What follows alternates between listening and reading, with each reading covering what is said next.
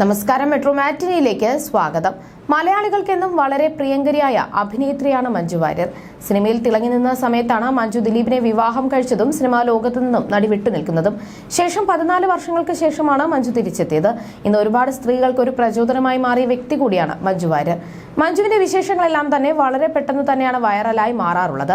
രണ്ടാം വരവിൽ തമിഴിലും അരങ്ങേറ്റം കുറിച്ച മഞ്ജു മലയാളത്തിൽ ഉൾപ്പെടെ കൈനിറയ ചിത്രങ്ങളുമായി തിരക്കിലാണ്. ഇപ്പോഴത്തെ മഞ്ജുവിനെ നായികയാക്കി ചെയ്യാനിരുന്ന ചിത്രത്തെക്കുറിച്ച് വെളിപ്പെടുത്തിയിരിക്കുകയാണ് സംവിധായകൻ ബാല.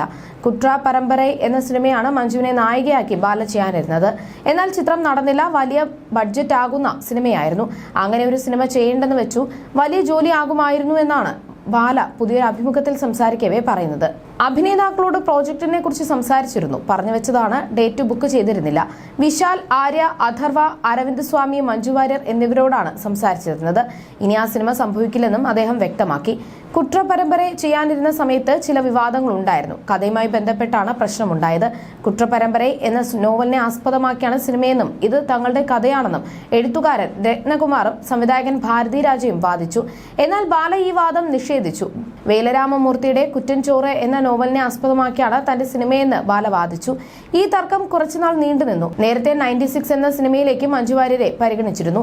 കരിയറിലെ തുടക്കകാലത്ത് മഞ്ജുവിന് നഷ്ടപ്പെട്ട തമിഴ് സിനിമ കണ്ടുകൊണ്ടേൻ ആണ്. മഞ്ജുവിന് പകരം ഐശ്വര്യ റോയ് ഈ വേഷം ചെയ്തു. മലയാളത്തിൽ ചന്ദ്രലേഖ, ഫ്രണ്ട്സ് തുടങ്ങിയ സൂപ്പർ ഹിറ്റ് സിനിമകളിലും ആദ്യം മഞ്ജു വാര്യരെയാണ് പരിഗണിച്ചത്. എന്നാൽ ആ കാലഘട്ടത്തിലായിരുന്നു നടിയുടെ വിവാഹം. അതേസമയം തന്റെ സിനിമാ തിരക്കുകളിലാണ് മഞ്ജു വാര്യർ. രജനികാന്ത് നായകനായി എത്തിയ വേട്ടയൻ എന്ന ചിത്രവും വിജയ് സേതുപതിയുടെ വിടുതലൈ പാർട്ട് 2 എന്ന ചിത്രവുമാണ് നടിയുടേതായി പുറത്തെത്തിയത്. ബോളിവുഡ് ചിത്രത്തിലും നടി അരങ്ങേറ്റം കുറിക്കുന്നുണ്ടെന്ന വിവരവും പുറത്തെത്തിയിട്ടുണ്ട്. എന്നാൽ ഔദ്യോഗിക അറിയിപ്പുകളൊന്നും തന്നെ ഇതുവരെ പുറത്തെത്തിയിട്ടില്ല. ഇനി എമ്പുരാൻ എന്നിങ്ങനെയുള്ള ചിത്രത്തിന്റെ റിലീസിംഗിനായി കാത്തിരിക്കുകയാണ് നടി. മാർച്ച് 27-നാണ് എമ്പുരാൻ റിലീസ് ആകുന്നത്. മലയാളത്തിന് പുറമെ തെലുങ്കിലും ഹിന്ദിയിലും കന്നഡയിലും തമിഴിലും എമ്പുരാൻ പ്രദർശനത്തിനെത്തും. UK, USA, UAE എന്നീ 4 രാജ്യങ്ങളിലൂടെയും 8 സംസ്ഥാനങ്ങളിലൂടെയും 14 മാസത്തെ യാത്രയായിരുന്നു എമ്പുരാൻ. പുലർച്ചെ 5:35 മലമ്പുഴ റിസർവോയറിന്റെ തീരത്ത് എമ്പുരാന്റെ അവസാനത്തെ ഷോട്ട് ഞങ്ങൾ പൂർത്തിയാക്കി. 117 ദിവസങ്ങൾക്കുള്ളിൽ തിയേറ്ററുകളിൽ കാണാമെന്ന് സോഷ്യൽ മീഡിയയിൽ പൃഥ്വിരാജ് കുറിച്ചിരുന്നു. തമിഴിൽ മിസ്റ്റർ എക്സ് എന്ന സിനിമ അണിയറയിൽ ഒരുങ്ങുന്നുണ്ട്. മഞ്ജുവിനൊപ്പം ആര്യ, ഗൗതം, കാർത്തിക് എന്നിവരാണ് ചിത്രത്തിൽ പ്രധാന വേഷം ചെയ്യുന്നത്. അസുരന് ശേഷം തുടരെ അമ്മ വേഷങ്ങളാണ് മഞ്ജുവിനെ തേടി തമിഴിൽ നിന്ന് വന്നത്. എന്നാൽ സ്റ്റീരിയോ ടൈപ്പ് ചെയ്യപ്പെടാതിരിക്കാൻ ഈ വേഷങ്ങൾ നടി നിരസിച്ചു. രണ്ടാമത് ചെയ്ത തമിഴ് ചിത്രം തുനിവാണ്.